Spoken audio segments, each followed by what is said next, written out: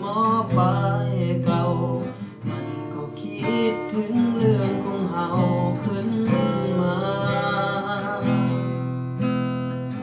ถึงเรื่องมันแสนนานผ่านการเล่าเว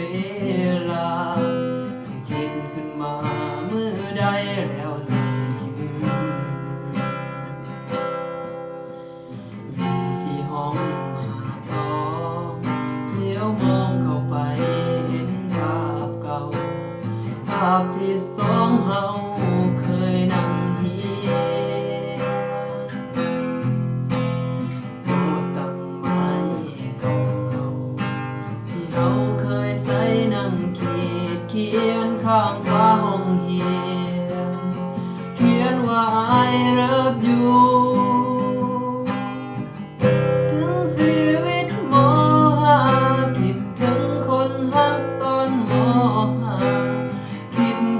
วันเวลา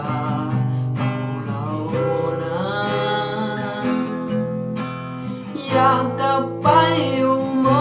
.5อยากกลับไปเป็นเด็กม.5กลับไปเรียนวิชาภาษาใจพอกลับมาถึงบ้านลองค้นภาพถ่ายเมื่อวันวานเห็นภาพสองเฮานั้นกับเพื่อนผู้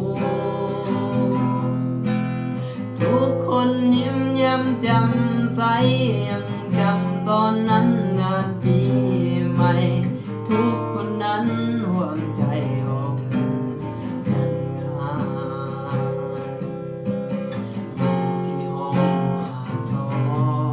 เลี้ยวมองเข้าไปเห็นภาพเก่าภาพที่